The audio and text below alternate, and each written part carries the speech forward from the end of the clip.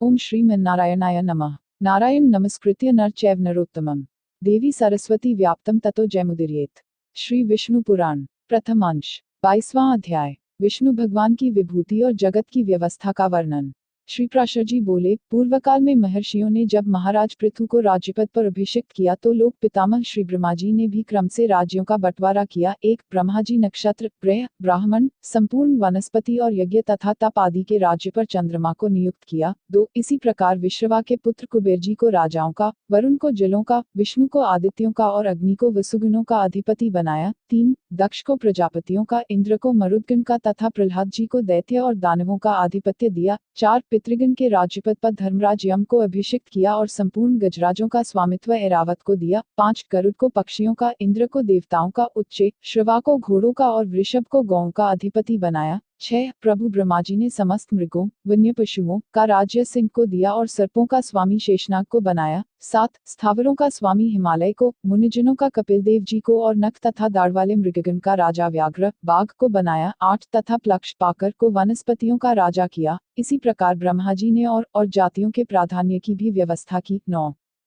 इस प्रकार राज्यों का विभाग करने के अनंतर प्रजापतियों के स्वामी ब्रह्मा जी ने सब और दिक्पालों की स्थापना की। 10, उन्होंने पूर्व दिशा में वैराज प्रजापति के पुत्र राजा सुधन्वा को दिक्पाल पद पर अभिषिक्त किया। 11, तथा दक्षिण दिशा में करदम प्रजापति के पुत्र राजा शंखपद की नियुक्ति की। 12, कभी च्युत न होने वाले रजसपुत्र महात्मा केतुमान को उन्होंने पश्चिम दिशा में स्थापित किया। 13, और पर्जन्य प्रजापति के पुत्र अति दुर्धर्ष राजा हिरण्यरोमा को उत्तर दिशा में अभिषिक्त किया। 14, वे आज तक 7 द्वीप और अनेकों नगरों से युक्त इस संपूर्ण पृथ्वी का अपने अपने विभागानुसार धर्मपूर्वक पालन करते हैं। 15, हे मुनिसत्तम, ये तथा अन्य भी जो संपूर्ण राजालोग हैं वे सभी विश्व के पालन में प्रवृत्त परमात्मा श्री विष्णु भगवान के विभूति रूप है। 16, हे द्विजोत्तम, जो भूताधिपति पहले हो गए हैं और जो आगे होंगे वे सभी सर्वभूत भगवान विष्णु के अंश है। 17, जो भी देवताओं, दैत्यों, दानवों और मांसभोजियों के अधिपति है, जो पशुओं, पक्षियों, मनुष्यों, सर्पों और नागों के अधिनायक है,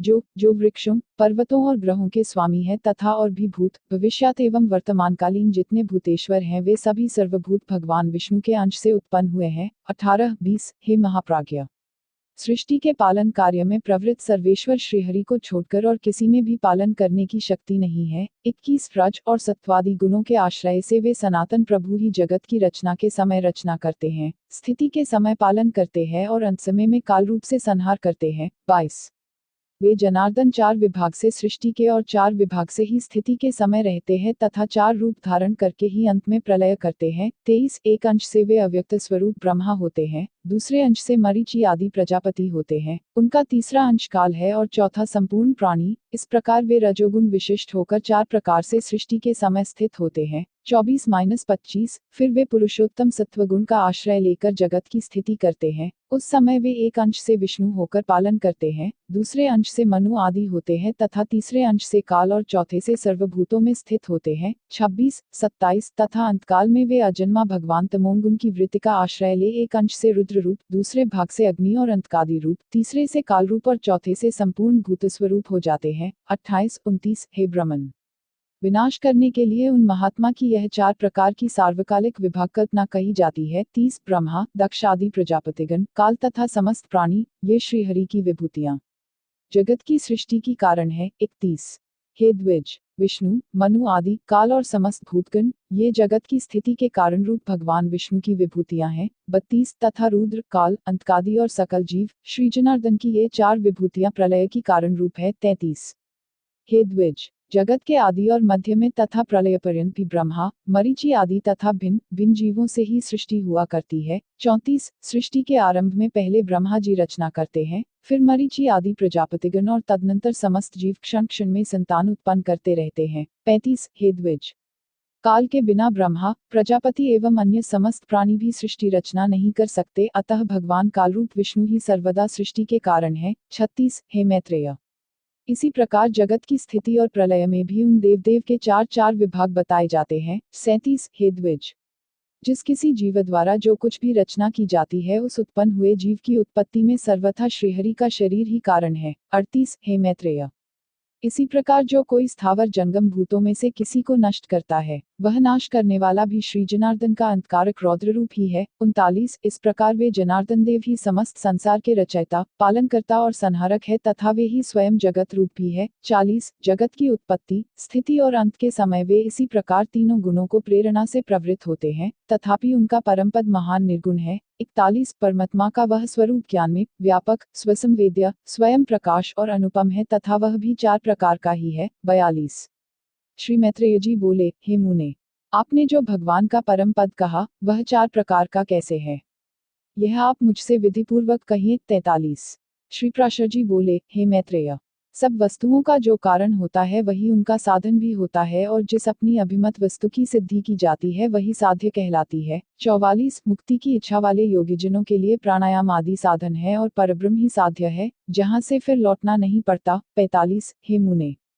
जो योगी की मुक्ति का कारण है वह साधनालंबन ज्ञान ही उस ब्रह्मभूत परमपद का प्रथम भेद है। 46 क्लेश बंधन से मुक्त होने के लिए योगाभ्यासी योगी का साध्य रूप जो ब्रह्म है, हे महामुने, उसका ज्ञान ही आलंबन विज्ञान नामक दूसरा भेद है। 47 इन दोनों साध्य साधनों का अभेदपूर्वक जो अद्वैतमय ज्ञान है उसी को मैं तीसरा भेद कहता हूँ। 48 और हे महामुने, उक्त तीनों प्रकार के ज्ञान की विशेषता का निराकरण करने पर अनुभव हुए आत्मस्वरूप के समान ज्ञान स्वरूप भगवान विष्णु का जो निर्व्यापार अनिर्वचनीय व्याप्तिमात्र अनुपम आत्मबोध स्वरूप सत्ताम अलक्षण शांत अभय शुद्ध भावनातीत और आश्रयहीन रूप है, वह ब्रह्म नामक ज्ञान उसका चौथा भेद है। 49 51 हे द्विज, जो योगीजन अन्य ज्ञानों का निरोध कर इस चौथे भेद में ही लीन हो जाते हैं वे इस संसार क्षेत्र के भीतर बीजारोपण रूप कर्म करने में निर्बीज वासना रहित होते हैं। 52 इस प्रकार का वह निर्मल नित्य व्यापक अक्षय और समस्त है गुणों से रहित विष्णु नामक परमपद है। 53 पुण्य पाप का क्षय और क्लेशों की निवृत्ति होने पर जो अत्यंत निर्मल हो जाता है वही योगी उस परब्रह्म का आश्रय लेता है जहाँ से वह फिर नहीं लौटता। 54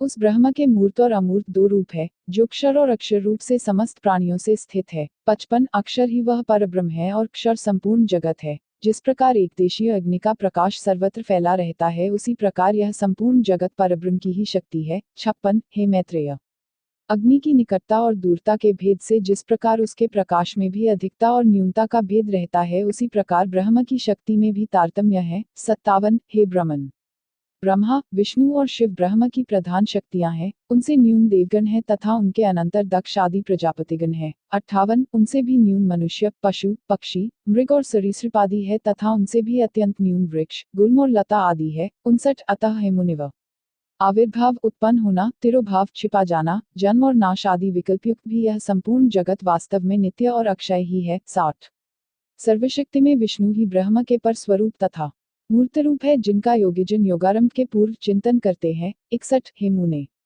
जिनमें मन को सम्यक प्रकार से निरंतर एकाग्र करने वालों को आलंबन युक्त सबीज संप्रज्ञात महायोग की प्राप्ति होती है। हे महाभाग, हे सर्वब्रह्मी श्री विष्णु भगवान समस्त पराशक्तियों में प्रधान और ब्रह्म के अत्यंत निकटवर्ती मूर्त ब्रह्मस्वरूप है। 62 63 हे मुने, उन्हीं में यह संपूर्ण जगत ओतप्रोत है, उन्हीं से उत्पन्न हुआ है, उन्हीं में स्थित है और स्वयं वे ही समस्त जगत है। 64 क्षराक्षर में कार्यकारण रूप ईश्वर विष्णु ही इस पुरुष प्रकृति में संपूर्ण जगत की अपने आभूषण और आयुध रूप से धारण करते हैं। 65 श्री मैत्रेय जी बोले, भगवान विष्णु इस संसार को भूषण और आयुध रूप से किस प्रकार धारण करते हैं यह आप मुझसे कहिए। 66 श्री प्राशर जी बोले, हे मुने, जगत का पालन करने वाले अप्रेमी श्री विष्णु भगवान को नमस्कार कर अब मैं जिस प्रकार वशिष्ठ जी ने मुझसे कहा था वह तुम्हें सुनाता हूँ। 67 इस जगत के निर्लेप तथा निर्गुण और निर्मल आत्मा को अर्थात शुद्ध क्षेत्रज्ञ स्वरूप को श्रीहरि कौस्तुभमणि रूप से धारण करते हैं। 68 श्री अनंत ने प्रधान को श्री वित्स रूप से आश्रय दिया है और बुद्धि श्री माधव की गदा रूप से स्थित है। 69 भूतों के कारण तामस अहंकार और इंद्रियों के कारण राजस अहंकार इन दोनों को वे शंख और शांत धनुष रूप से धारण करते हैं। 70 अपने वेग से पवन को भी पराजित करने वाला अत्यंत चंचल सात्विक अहंकार रूप मन श्री विष्णु भगवान के कर कमलों में स्थित चक्र का रूप धारण करता है। 71 हे द्विज,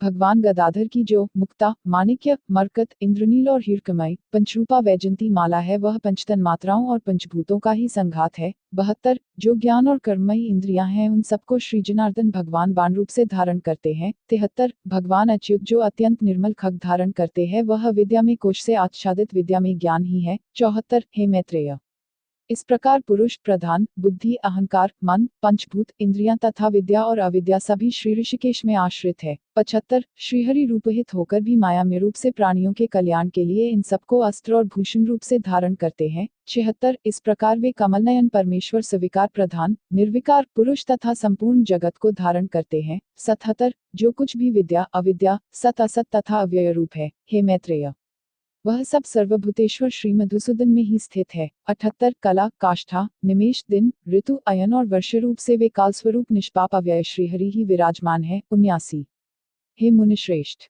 भूलोक, भुवरलोक और स्वरलोक तथा मह, जन, तप और सत्य आदि सातों लोक भी सर्वव्यापक भगवान ही है। 80 सभी पूर्वजों के पूर्वज तथा समस्त विद्याओं के आधार श्रीहरि ही स्वयं लोक में स्वरूप से स्थित है। 81 निराकार और सर्वेश्वर श्री अनंत ही भूत स्वरूप होकर देव, मनुष्य और पशु आदि नाना रूपों से स्थित है। 82 ऋक, यजु, साम और अर्थववेद, इतिहास, महाभारत आदि, उपवेद, आयुर्वेद आदि, वेदांत वाक्य, समस्त वेदांग, मनु आदि कथित समस्त धर्मशास्त्र, पुराण आदि सकल शास्त्र, आख्यान, अनुवाक, कल्पसूत्र तथा समस्त काव्य चर्चा और रागरागिनी आदि जो कुछ भी है वे सब शब्दमूर्तिधारी परमात्मा विष्णु का ही शरीर है। 83 85 इस लोक में अथवा कहीं और भी जितने मूर्त अमूर्त पदार्थ है वे सब उन्हीं का शरीर है। 86 मैं तथा यह संपूर्ण जगत जनार्दन श्रीहरि ही है, उनसे भिन्न और कुछ भी कार्य कारण आदि नहीं है। जिसके चित्त में ऐसी भावना है उसे फिर देहजन्य राग द्वेषादि द्वंद्व रूप रोग की प्राप्ति नहीं होती। 87 हे द्विज, इस प्रकार तुमसे उस पुराण के पहले अंश का यथावत वर्णन किया, इसका श्रवण करने से मनुष्य समस्त पापों से मुक्त हो जाता है। 88 हे मैत्रेय, 12 वर्ष तक कार्तिक मास में पुष्कर क्षेत्र में स्नान करने से जो फल होता है वह सब मनुष्य को इसके श्रवण मात्र से मिल जाता है। 89 हे मुने, देव, ऋषि, गंधर्व, पितरी और यक्ष आदि की उत्पत्ति का श्रवण करने वाले पुरुष की वे दयादि वरदायक हो जाते हैं। 90 इति श्री विष्णु पुराणे